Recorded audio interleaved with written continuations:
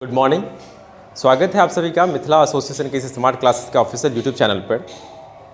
जैसे कि मैं एनपीओ को लेकर के अभी accounting for not for profit organisation के बारे में बता रहा हूँ, गैर व्यापारिक संस्थाओं का लेखांकन, जो +2 के सिलेबस में पहला ही चैप्टर है बुक्स में, अकाउंट्स की बुक में।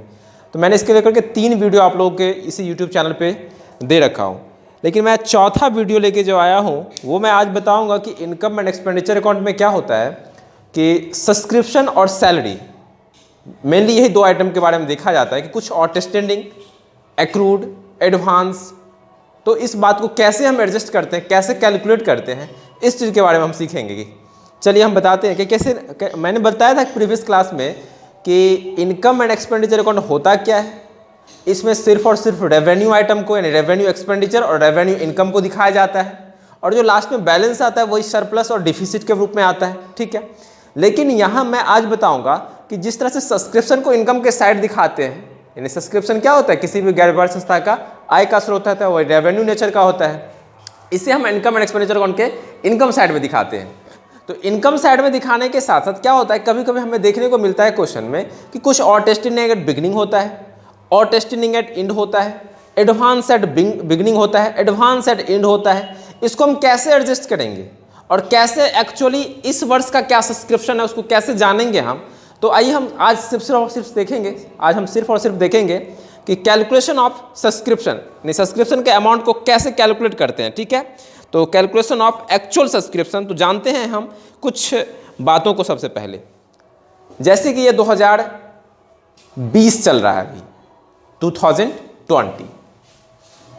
2020 इस ईयर को हम लोग क्या कहते हैं, करंट ईयर, चालू वर्ष, जो भी वर्ष चल रहा है, यानी इसे हम लोग क्या कहते हैं, CY कर लेते हैं, करंट ईयर। अब हम बात कर लें 2019 की, यानी 2020 से पहले। ये 2019 कौन सा ईयर कहलाएगा, तो पिछला वर्ष, प्रीवियस ईयर कहेंगे इसे। क्या कहेंगे, प्रीवियस ईयर, PY करके सिंबल के रूप में दिखा देते हैं।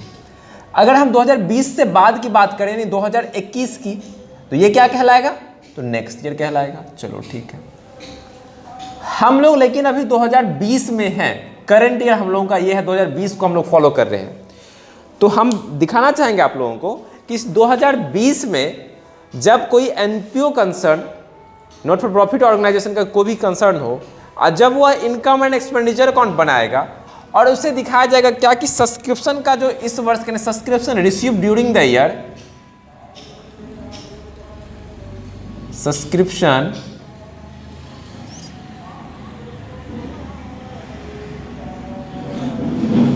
ड्यूरिंग द ईयर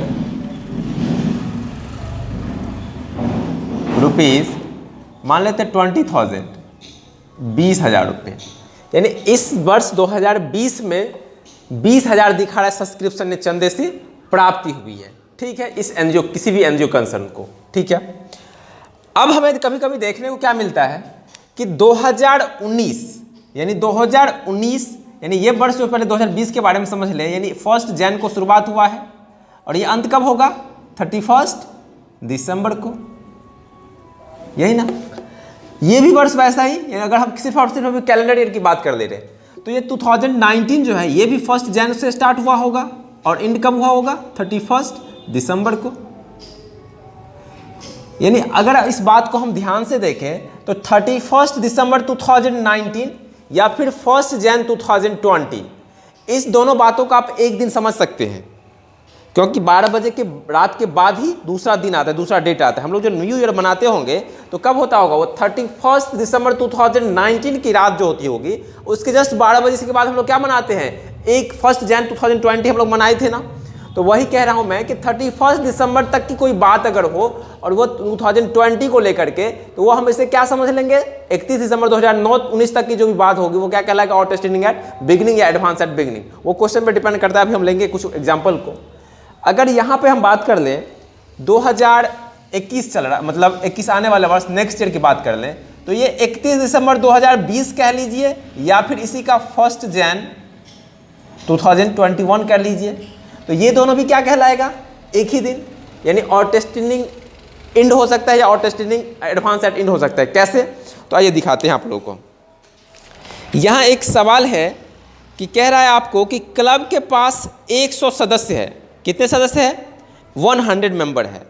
और each member pay annual subscription of ₹20, यानी there are 100 member each paying an annual subscription of ₹20, यानी 100 मेंबर है, 100 मेंबर, और 100 मेंबर जब है वो एक मेंबर दे रहा है ₹20, तो 100 मेंबर कितना देगा?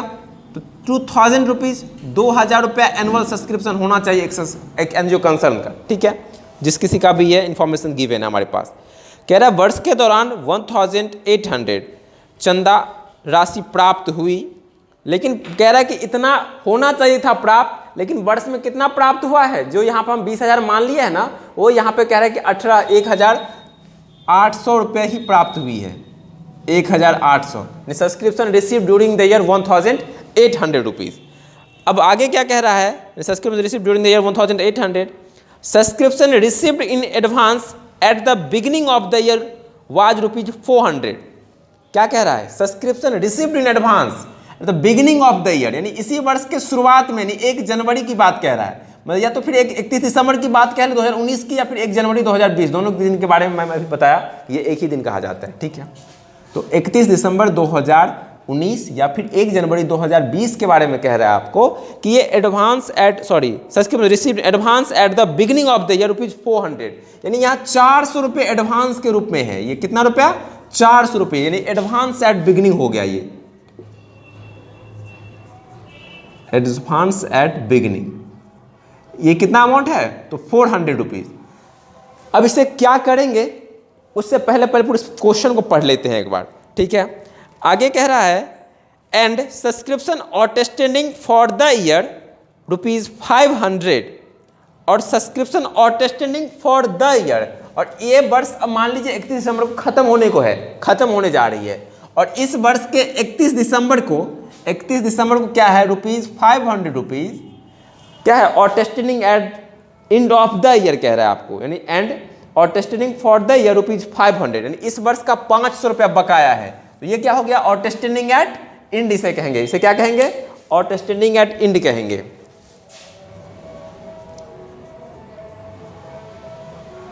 Outstanding at and. यह सब्सक्रिप्शन का कैलकुलेशन और सैलरी का इसी तरह से कैलकुलेशन होगा। इससे आप अच्छे ढंग से समझ लेते हैं तो आपको एनपीओ चैप्टर में बहुत सारी दिक्कतें नहीं होगी। इसको बहुत ही बारीकी से देखना होगा। समझने में पहली बार सभी को परेशानी हुई थी। जहाँ तक मैं अपनी बात करूँ, मैं भी जिस समय 12th में सीख रहा था तो मुझे भी बहुत परेशानी हुई थी। मैंने 1 दिन 2 दिन 3 दिन, लास्ट लगता है मुझे कि 5-6 दिन में जाकर के मैंने इस बात को पकड़ पाया, अच्छे ढंग से समझ पाया। तो आप लोग भी इसे बारीकी से ध्यान से देखिएगा, फाइनली तब आपको समझ में आएगा। तो यहाँ पे मैंने बताया कि एक कंसर्न के पास कितने मेंबर है? तो 100 मेंबर है, और ईच मेंबर यानी प्रत्येक सदस्य 20 रुपये करके देता है, तो 2000 रुपये आना चाहिए था। लेकिन वो सब्सक्रिप्शन कितना प्राप्त करे इस एनजीओ कंसर्न? तो 1800 रुपये ही। तो 1800 रुपये मिला। और क्या कह रहा है कि वर्ष जो प्रारंभ हो रहा था, यानी जब ये 2020 की जनवरी की बात कह लें, ये उसमें 31 दिसंबर 2019 भी कह सकते हैं आप इसे, उसका एडवांस है 400 रुपये। तो इसे हम क्या करेंगे? एडवांस एट बिगिनिंग को। तो ध्यान से समझते हैं हम लोग कि यह शुरुआत में ही एडवांस है, एडवांस एट बिगिनिंग है। तो ये आपको कब के लिए मिला था? मान लीजिए 31 दिसंबर को ही मिला था, तो इसी वर्ष के लिए मिला होगा ना। तो पिछले वर्ष जो एडवांस मिला होगा क्या वो उस वर्ष का तो आय नहीं था? उस वर्ष में वो क्या हुआ होगा? घट गया होगा। तो हमारे इस वर्ष के लिए आया है तो इसे क्या कर देंगे? जोड़ देंगे। यानी एडवांस एट बिगिनिंग क्या हो जाता है? इसमें जाकर के जुट जाता है। आप लिख दोगे ऐड एडवांस एट बिगिनिंग। कितना अमाउंट है? ₹400। तो 400 हो गया। अब बात कर लेते हैं, कह रहा है इस वर्ष का 500 रुपया आउटस्टैंडिंग है, यानी आउटस्टैंडिंग एट एंड। हम सभी 11 से ही करते आ रहे हैं कि सैलरी का कुछ रकम होता था और आउटस्टैंडिंग जो होता उसको क्या कर देते थे हम लोग? जोड़ देते थे। क्यों? क्योंकि वो उसी वर्ष का खर्चा था। वैसे ये हमारा 500 रुपया इसी वर्ष की प्राप्ति होनी थी, अभी तक नहीं हुआ, इसी वर्ष का आय है। तो इसका मतलब आउटस्टैंडिंग एट एंड क्या हो जाता है? जुट जाता है। यानी एडवांस एट बिगिनिंग और आउटस्टैंडिंग एट एंड ये दोनों क्या हो जाता है? जुट जाता है। तो अब हमें बताइए, तो ये कितना रुपया है आपका? 500 रुपया है। तो इसे भी क्या कर दोगे? ऐड कर दोगे, यानी outstanding at and. For year 2020 ₹500। Total आपका कितना हो जा रहा है 0,054,9 और 8 कितना हो गया आपका 9 और 8 17 कैरी 111 ट्यूब 2700 2700 रुपया हो रहा है आपका। लेकिन क्या हो रहा है यहाँ पे कि 2700 तो एक्चुअली आपको सब्सक्रिप्शन के रूप में होना चाहिए था, लेकिन आपका जो टोटल सब्सक्रिप्शन रिसीव होना चाहिए सदस्यों से वो कितना होना चाहिए 120 रुपये करके 2000 रुपये ही। तो यानी हम कह सकते हैं कि actually subscription received by member कितना होना चाहिए 2000 रुपीज ही। तो इसे आप क्या कर लोगे घटा दोगे less actual subscription received by member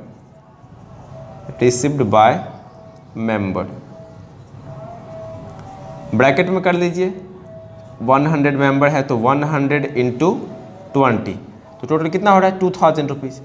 तो ये जो आपका डिफरेंस का अमाउंट ये 700 रुपया निकला। कितना निकला 700 रुपया। और यही subscription received in advance at the end of the year कहलाएगा। क्या कहलाएगा कितना अमाउंट एडवांस है इस वर्ष। तो आपका यही 700 रुपया subscription received in advance at the end of the year यही 700 रुपीज़ निकला आपका। ठीक है। तो मेरा कहने का अर्थ यह था कि आउटस्टैंडिंग एट एंड को जोड़ देते हैं तो एडवांस एट बिगिनिंग को क्या कर देते हैं उसको भी जोड़ देते हैं। तो जस्ट इसका रिवर्स कर लेंगे।